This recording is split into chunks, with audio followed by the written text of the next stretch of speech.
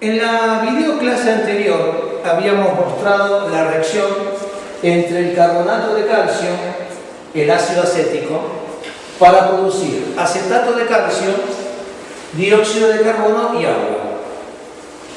Nos habíamos introducido al concepto de ley de conservación de la masa, de estequiometría, al concepto de reactivo limitante y reactivo en exceso. A partir de esta experiencia vamos a profundizar el concepto de masa molecular, masa molar y mol.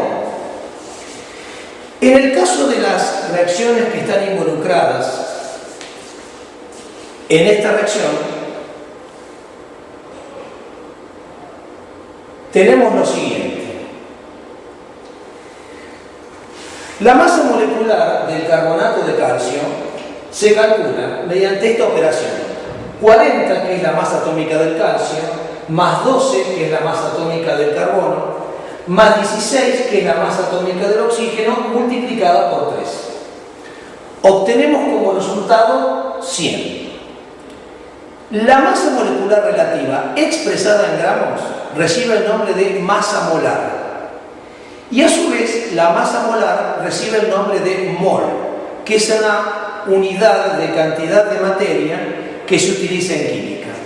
Resumiendo entonces, para el carbonato de calcio tenemos que la masa molecular es 100, la masa molar es 100 gramos, y esos 100 gramos equivale a 1 mol. Para el ácido acético tenemos la masa atómica del carbono, que es 12, multiplicada por 2, vemos que hay 2 átomos de carbono, más 1, que es la masa atómica del hidrógeno, multiplicada por 4, 3 más 1, 4, más 16, que es la masa atómica del oxígeno, multiplicado por 2 átomos de oxígeno. Obtenemos como resultado 60. Concluimos entonces que la masa molar del ácido acético es 60 gramos, que equivalen a su vez a 1 mol. En forma similar, podemos calcular las masas moleculares de las restantes sustancias involucradas en esta reacción: masa molecular del acetato de calcio, del dióxido de carbono, del agua, y obtenemos estos resultados. Para el acetato de calcio, 158 gramos es la masa molar y equivalen a 1 mol.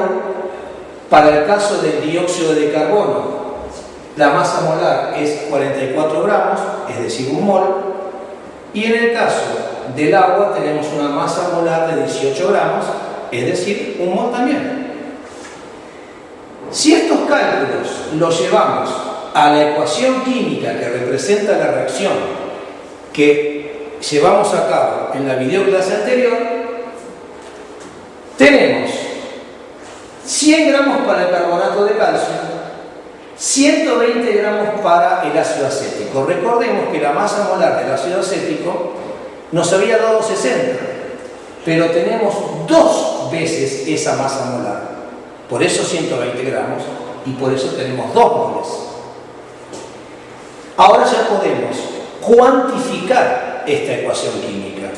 Podemos decir que 100 gramos de carbonato de calcio reaccionan con 120 gramos de ácido acético, produciendo 158 gramos de acetato de calcio y 44 gramos de dióxido de carbono y 18 gramos de agua.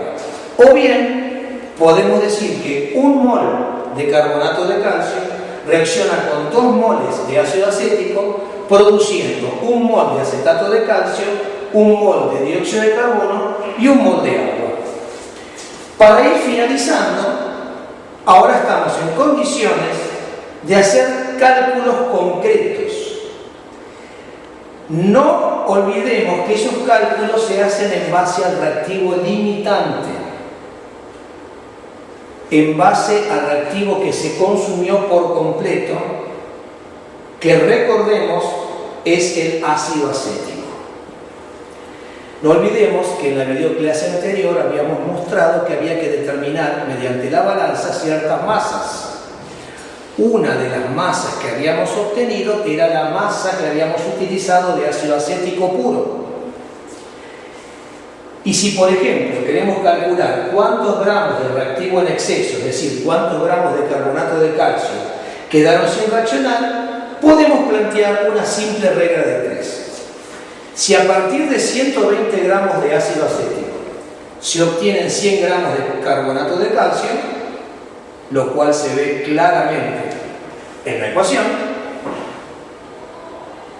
a partir de 12 gramos de ácido acético, ¿cuántos gramos se obtendrán de carbonato de calcio? ¿Cuántos gramos habrán reaccionado de carbonato de calcio? En este caso, el resultado es 10 gramos de carbonato de calcio. Entonces tenemos que reaccionaron 10 gramos. Habíamos colocado en el Erlenmeyer 15 gramos, de los cuales reaccionaron 10 gramos. Por lo tanto, la diferencia nos da cuántos gramos de carbonato de calcio quedaron sin reaccionar, es decir, 5 gramos. También podemos calcular, es un ejemplo, cuántos gramos y cuántos moles se formaron de cada uno de los productos. Vamos a mostrarlo para uno de los productos en particular, el dióxido de carbono.